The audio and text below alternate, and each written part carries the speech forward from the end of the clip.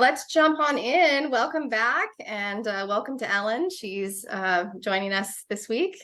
I'm excited to get into this topic. It is a pretty heavy one or a hefty one or whatever you want to say. It's a lot.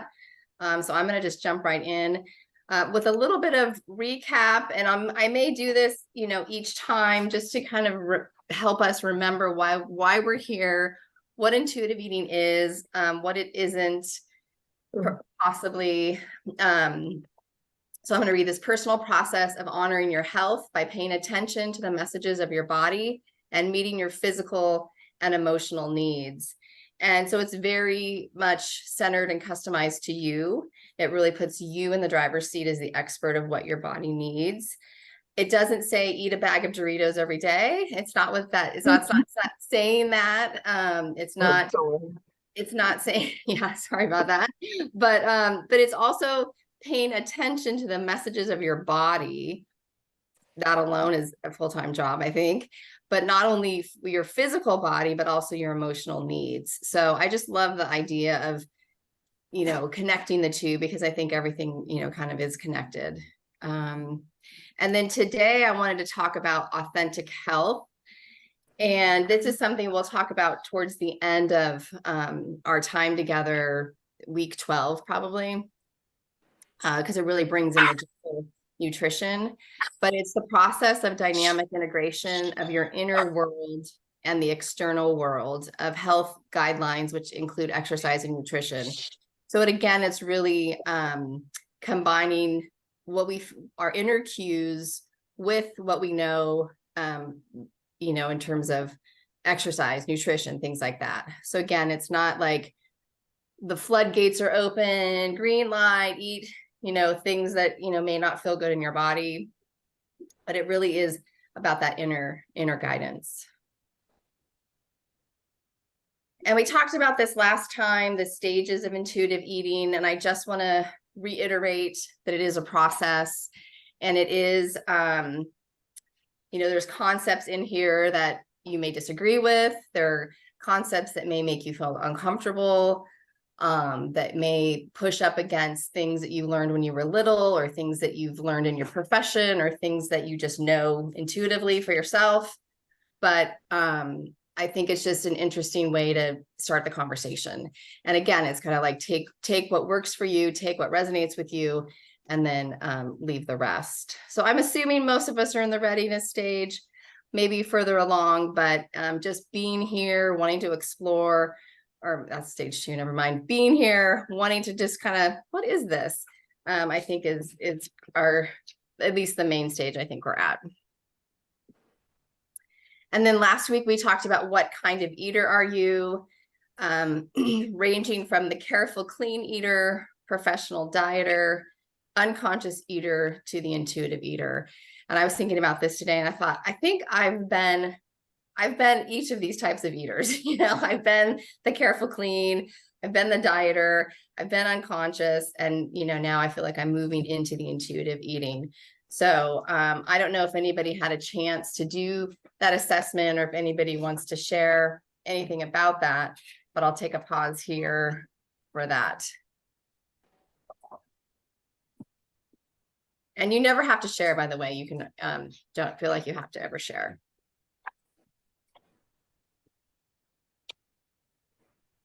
Okay, I will continue then. So tonight we'll talk about principle 1, rejecting diet mentality. We'll do a check-in just to see how it went with the questions, and if anybody has anything they want to share or questions they want to ask, how to start. And then I'll get into the Bach flower info, talk about homework for next week, and then have time at the end for questions.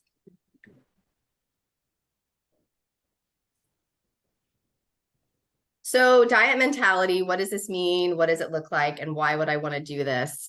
And in the beginning of the book, they talk about, throwing out the diet books that offer you false hope of losing weight quickly and easily and permanently, to really question this diet culture that promotes weight loss and makes you feel like something's wrong with you if you can't stick to a diet. And here's the part I have to kind of read verbatim because I think it's really important. So if you allow even one small hope to linger that a new and better diet or food plan might be lurking around the corner, it will prevent you from being free to rediscover intuitive eating. So I think that's possibly why they started with this principle, because it is really an important one to, if not being able to, like, I mean, it's going to take time, right? Like, we've been steeped in this all of our lives, but at least getting like a little awareness of like, oh wow, I'm really in a diet culture way, or I'm really thinking, in a non-intuitive eating kind of way. We talked about this a little bit last week, but so it's that fear of, I won't stop eating. If I'm given like green light, eat whatever you want, I won't be able to stop. And the reality is, a lot of times, many times, dieting is often the trigger that leads to overeating. The thing with intuitive eating is, once your body starts to trust that there's enough food, that there'll be more food later, that intense drive to overeat will lessen. And it's kind of one of those things that I could tell you about it. I can tell you my experience about it, but until you experience it, it won't really matter. So I can tell you from my experience, that's exactly what happened. It in the very beginning, like in those stages, it was like, oh my gosh, like I just felt this like kind of an excitement and this kind of like freedom, but then also this huge fear of like, I won't be able to stop myself. And I'll be, my weight will explode, and just all these fears and thoughts I had. But then it was like, well, I can eat more later. So I would stop eating in the middle of a meal, or I can have that again tomorrow, or whatever it was. There wasn't this like, I have to get it in now because it's going to go away. So, but I think it is one of those things you just have to practice, and maybe trust what I'm saying, but you'll also have to walk the path for yourself. And we'll talk about that in principle 3 on making peace with food. There's this idea of habituation, where when the food isn't restricted or limited, your body just kind of goes, yeah, I don't really want ice cream, Doritos, whatever it is. But it takes a little bit. Also, the fear that, this was a really good fear that I read about, is, if I'm not on a diet, like, I don't know what to eat. Like, I'm used to like morning have this, then have a snack, like it's very prescriptive. It's very controlled. I don't know how to do it if I don't have that food plan or that diet. So the idea is going to the inner signals, going to the inner cues to see, well, what am I hungry for? Well, it's really hot. I don't want anything hot. I want a smoothie or whatever it is. But, instead of like, well, it's Tuesday. On Tuesdays for lunch, I have to eat, cantaloupe and cottage cheese or whatever. I'm making up some diety thing, but just that idea of, you probably do know what to eat, but you're not in practice of it. And it will be kind of like learning to eat again. And we will touch on this more when we talk about the satisfaction principle, because there probably are foods that you really like, and then foods you don't like at all. And this today at lunch, my son I made him some food, and he was like, I'm still hungry. I said, okay, are you hungry for like protein stuff or carb stuff? And he's just like, I want meat. And I'm like, okay, got it. And so like he knew. He wasn't like following some diet or whatever. He just like knew. And it's helping me as a parent to like not just push things or did you have this? Did you have that? What is your body? What do you feel like your body needs? 9 times out of 10, he always wants meat. So that's usually an easy one for him. But okay, I'm going to move on. So diet backlash. And I'm sure we've all been on a diet or two. And that idea where the good and the bad food emerges, right? We start a new keto, and so suddenly everything carby is gone, or I don't even actually know all the diets anymore, so I might be saying the wrong reference, but we start the thing, and then now this is the evil food that we cannot have. We also may start feeling like we don't deserve to eat, not trusting ourselves around food, or that Last Supper syndrome, like, okay, Monday, I'm starting the diet. I'm going to get, all the stuff in that I can't eat. which then, you know, we feel disgusting and gross and like, why do I do that? We may also, in being in a diet mentality, not feel like participating in social events because there's food around and it's too hard to not eat or to manage our eating. It messes with metabolism. And there's also this risk of weight cycling. And I think they talked about it in the workbook, but it is its own independent risk factor when you go up and down, where it can affect, you know, cardiovascular disease, inflammation, high blood pressure, insulin resistance, things like that. And that's just more for information. That's not for like, I mean, I've been up and down. So it happens, and not as a judgment, but just more for information that, you know, the weight cycling is not doing us any favors. I don't know if any of you read in the workbook about the Biggest Loser, how they did the 6-year study following up with the contestants, looking at their baseline metabolism, and that they'd all, their baseline had gone down by 500 calories from the beginning to the end. And this was like 6 years after. And then they predictably all, you know, gained back a lot of weight. It's also that they looked at the muscle, like the tissue, and the body. If the body's not getting enough nutrients, it will start like trying to find its, you know, find its a way for it to survive. So it'll actually start eating its own tissue. So they found that at the beginning of the contest, they had more lean tissue than at the end, after they'd gone through all of the different crazy diets that they go through in that show. So it's kind of a bummer. And this part is a bummer. So if you're feeling like this is really a bummer, it is a bummer, but it gets better. I promise. I'm going to get into like the good stuff that's going to make us feel better. And then there was this Minnesota starvation experiment. I talked about this a while back when one of the other webinars. Just they took healthy college-age men and basically put them on a semi-starvation diet. And what happened was, I think they were surprised that, you know, the men started talking obsessively about food, their metabolic rate decreased, and even had like changes in their personality. And if, you know, we know being on diets, you know, I'm not the happiest person. I'm very irritable and obsessed about when's my next meal, what can I eat, how much, you know, so it just, it makes sense, right? Like reading this is like, yeah, no duh, we've all been there on a diet. But I think the interesting thing is, you know, the base of this study was not, you know, chronic dieters. It was, you know, healthy aged college men. So I think they were surprised at the results. I guess I'm surprised at the results. And then what about healthy weight loss? So this again is from the workbook on page 14. And it talks about that lower weight doesn't always mean a better health, or which, you know, is kind of counter of what we've been taught. And sometimes there are medical things that go on for people. So this isn't necessarily a blanket statement, but it is, you know, it's not always a smaller body is a healthier body. That isn't always the case. And a larger body is an unhealthy body. That isn't the case. So they did a UCLA study that found 54 million Americans are labeled obese or overweight according to their BMI, but they're actually healthy. So just looking at health, looking at weight through a different lens.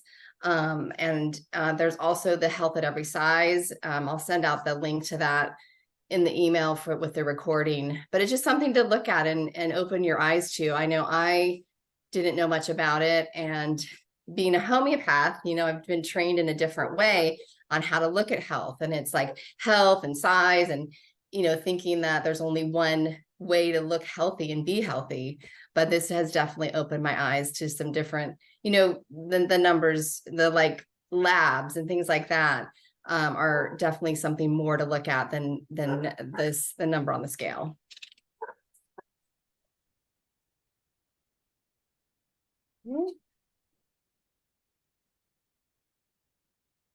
Oops, I went back. I'm going back. Okay, so hidden forms of dieting.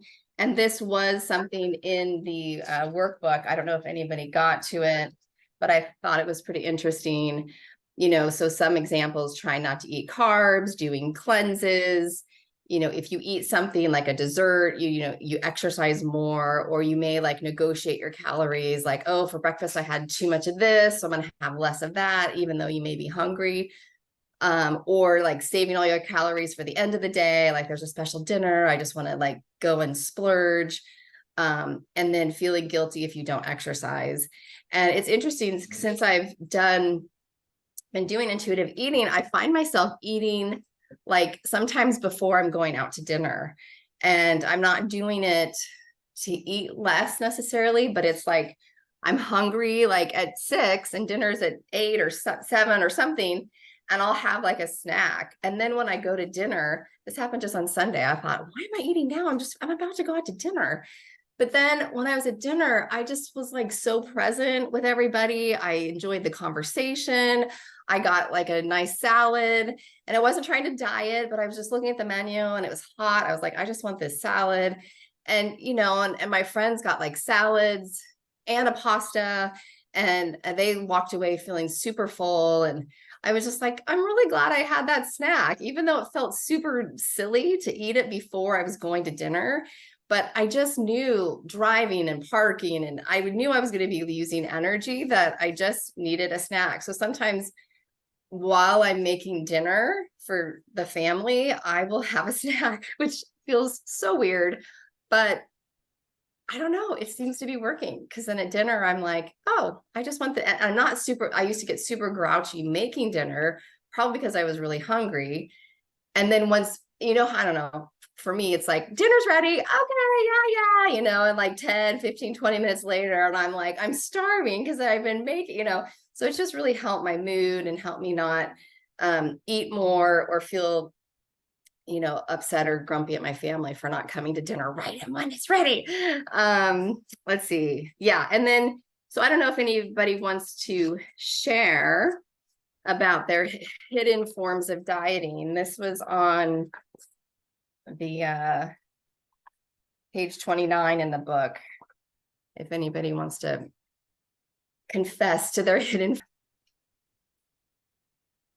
So diet damage, I kind of alluded to some of this, but in terms of physical, weight gain, lowered metabolism, craving more carbs, and then this disconnection from our hunger and our fullness cues. So I think that's probably the hardest part about dieting. Maybe not the hardest part, but it's just so hard, like, you're starving, but you can't eat again for three hours, or what you can eat isn't going to sustain you for the amount of time it needs to sustain you. And so you end up suppressing those hunger cues and drinking tea or drinking coffee, or, somehow curbing that hunger in a way that, really isn't sustainable. And then, so then you don't know when you're hungry, and then you don't know when you're full. And next week, we'll talk about honoring our hunger. That's the second principle. And I think that is I love them all. So I'm not going to say that's my favorite, but it's pretty good. And then socially, eating differently in front of other people, or just, not having what you want, that's what's on your diet at the restaurant, comparing your food, worrying about what other people may be thinking about your eating, especially if you're a chronic dieter, like, oh, well, there goes Sally again on her 20,000th diet, just that social piece of it, that it feels really uncomfortable. Canceling social events or avoid eating. That's what I did a lot. I just didn't eat at parties forever. I just couldn't handle it. I would eat at home, and then I would be so hungry that I would overeat after the party, have my own little party by myself. And then it'd be like, why did I eat that whole thing? I feel it's really sick now. Whereas if I had just gone into the party and had participated like everyone else, it really probably wouldn't have led me to eat, more than my body needed. And then the emotional, having strict rules about eating, feeling guilty if you eat a quote bad food, afraid of feeling hungry. And then that whole fear of like, if I start eating, I won't be able to stop. And then not trusting your body. And then I found this video that I wanted to share. I hope this works, on Instagram. Every single advert for weight loss, every single before and after photo, and every single time you hear someone raving about their weight loss success, the message that we cannot be happy until we reach thinness is reinforced. So what do? We go on the diet. The diet works initially and we lose some weight, but then inevitably our biological instincts kick in and we seek out food because our bodies just don't like being deprived of food. We eat to compensate and we end up gaining the weight back and often more. Now we're even further away from happiness. And this feeds right back into the hands of diet culture. They imply it's our fault, not the diets, and that we just need to try harder by buying into another one of their fixes, and the cycle continues. And it's all a lie. Happiness isn't waiting for you at the end of a certain amount of just to a certain number or a certain size. You know, what are we really kind of seeking in the diets? So I'll forward this on in the recording. Well, the recording is going to be like this, but I'll send the video on its own. It's not for very much longer. So that was a lot of heavy stuff, and it might have you know, shooken up your thoughts and feelings about your own history, or like, what is she talking about? She's crazy. Why would we not be concerned about our health and diet? And, you know, so I just wanted I built in a check-in at this point, but nobody has to say anything, or you can, or I can just keep talking. And then, so something, if you want to keep in mind, is not turning intuitive eating into a diet. So we're all probably good dieters, and it may feel like, oh, good, we have a new one to follow now, you know, and really the idea is to not turn this into a diet, and to remember this is a flexible process.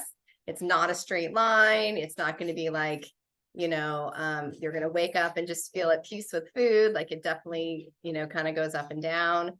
But I think one of the first things is, you know, committing to not dieting, or maybe like looking at if you can let that go. You know, if you're not quite ready to do that, just maybe watching, oh, wow, I'm really attracted to do that. Or, oh, wow, my brain instantly goes to how many calories does that have, or whatever it is. Because there is this diet void that, you know, dieting gives us something to focus on that we think we can control. You know, like, let me control, maybe our lives feel a little out of control or unmanageable. So let me just like narrow in and control my food, or try to control my body. So when we stop doing that, there can be a feeling of a little bit of void. So there's nothing wrong if you're feeling that. And it may just be something you get to be aware of. I'm going to keep talking and move on so we get to everything. So I thought this was an interesting chart. This is from the book. I want to be able to see you guys. This is straight out of the book. So just the way a diet mentality versus an intuitive eater mentality. So around food choices, the dieter may say, you know, do I deserve this food? You know, or think of food as my enemy, or like, I had a high calorie meal, I need to make it up somewhere else, or I feel guilty about carbs, or my day was a good day because I didn't eat anything, quote, bad. Whereas the intuitive eater may say, well, am I hungry? Will this food be satisfying? Does it even taste good? And then just the idea of, I deserve to enjoy my food or enjoy eating without guilt. In terms of movement, and this is a whole nother principle, but just that idea of, you know, enjoying our exercise. You know, the dieter would want to burn calories, feel guilty if they miss a day. Whereas more of an intuitive eating lens would be, you know, how does movement make me feel, especially from the point of view of relieving stress and giving me energy. And then progress, how you view progress from a dieter, they're going to say, how many pounds have I lost? You know, how do I look? Are other people noticing how I look? You know, or do they, you know, what do other people think? Or even this idea of, you know, I have good willpower if I'm sticking to my diet. Whereas an intuitive eater may think that weight is not the whole picture of my health, and I have an increased trust in myself with food. And also letting go of like those times when we may eat more than our bodies need at the time. So how to start? What's the magic formula? Where's the magic bullet? First off, just recognizing and acknowledging the damage dieting causes.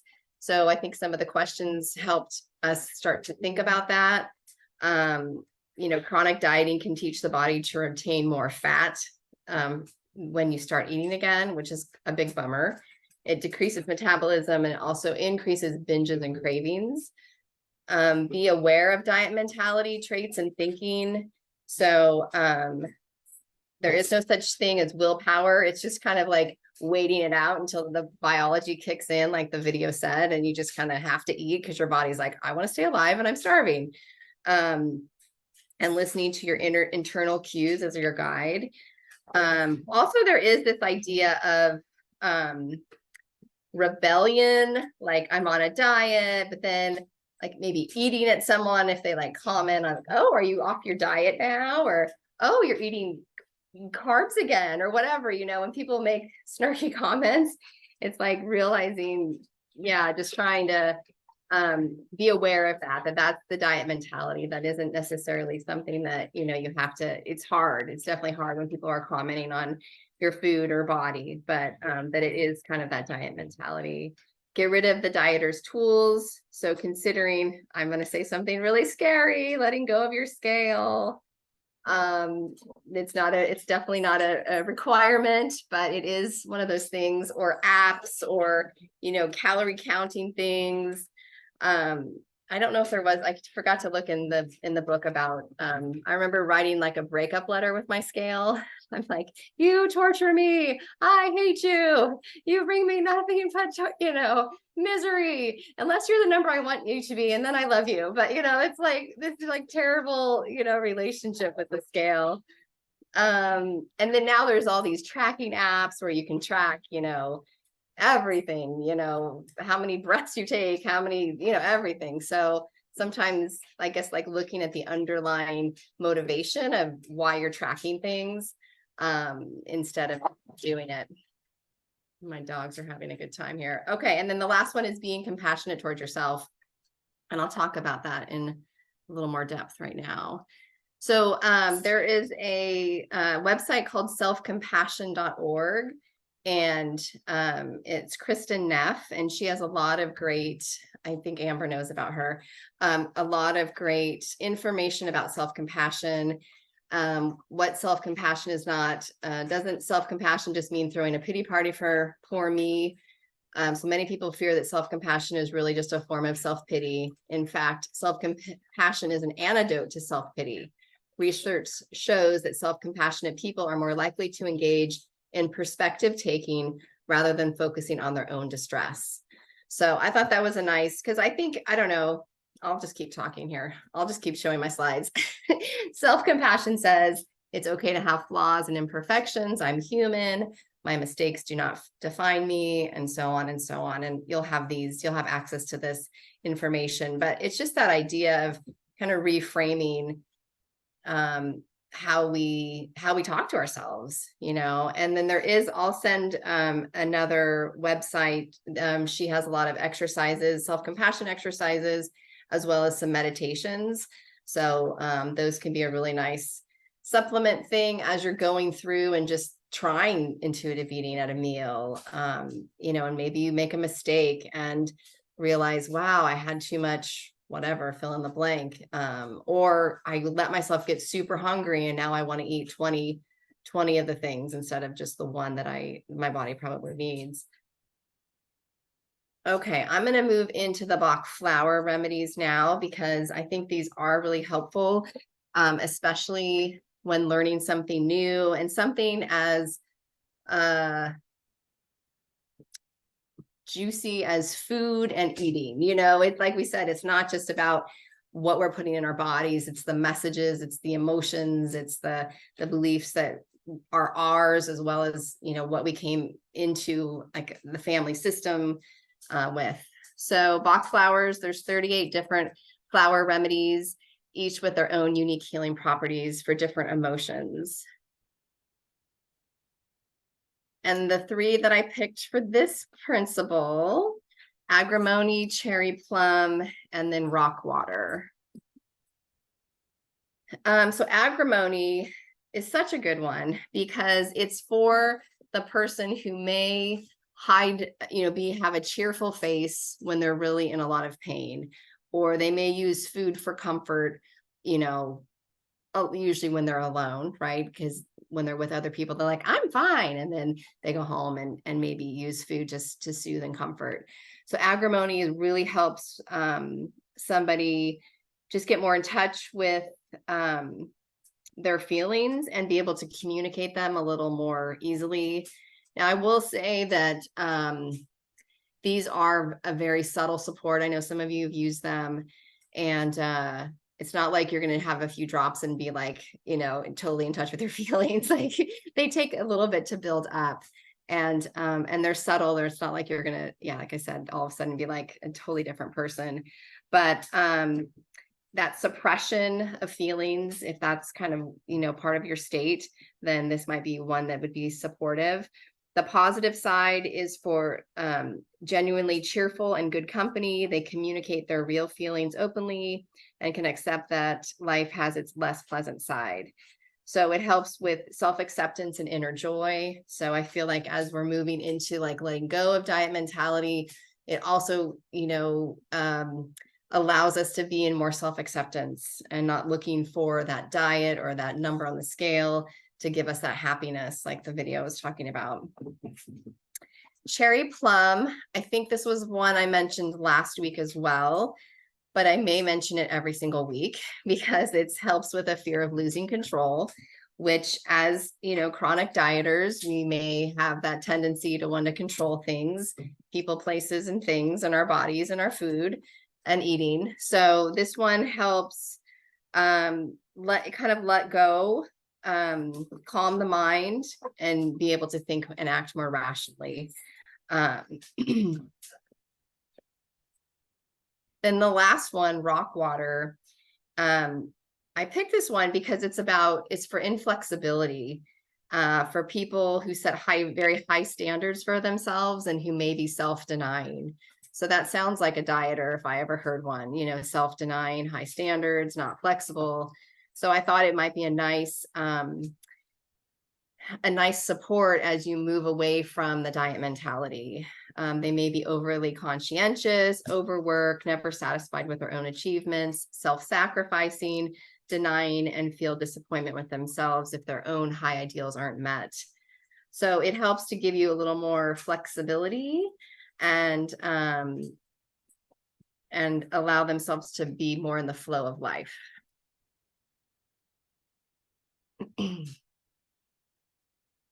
So then the dosing, 4 drops of each flower essence in your beverage or food. You can also diffuse them or add drops to your wrist. And you don't need to try all of these. You don't need to try even any of them. And if you are interested, I can send you a blend. So just let me know if that's something you're interested in doing. I can make up a little spray bottle of the ones that you feel like resonate with you. Okay, so next week, we're moving right along into chapter 2, which is honor your hunger. I have some notes. So I know it's not, the content there's a lot of content, but I would highly recommend there's a self-care assessment on pages 41 to 43. This is really enlightening. You may feel like you take really good care of yourself, and probably everybody does, but it just kind of looks at so many different areas of our lives, because I think sometimes when our self-care isn't up to what it could be, that's when the food, wanting to soothe with food can come in. So I really like that self-care assessment. There's also on page 38, getting to know your body's biological cues and body states. So that's a nice one. Like really trying to differentiate thirst. That's on page 38. Thirst from hunger. So I like, that's a good one. Also, like when you're sleepy, when you need to go pee, which I think I talked about last time. I held it for way too long. And then page 49 is getting to know your hunger. So there's actually on page 51, there's a hunger discovery scale. So I would say, maybe starting with that one, earlier in the week, so you have some data to build on, so you can see, have a few days worth of data in there, just to get to know. This is when I started realizing around 10:30, I'm hungry for a snack. I never think that. I would never thought that before. I would say breakfast, lunch, dinner, bed, and now I have breakfast, snack, lunch, snack, dinner, bed. And my body seems to work better. My brain seems to work better. I feel more emotionally calm, and I'm not irritable. I'm more present. So, and that was from doing that hunger thing. So just realizing, wow, I'm getting hungry sooner than I thought. And there'll be things we'll look at too as we go along. I don't know if it's in this section, but just like what different, the staying power of different foods. If your breakfast is a lighter breakfast, you may want to snack earlier than your normal time. All right, so that's all I have for tonight. And then if you have questions, you can call or email me. And then I did add that self-compassion meditation link here, and I'll send that out in the email along with the health at every size. And I think that was all I was going to add to that.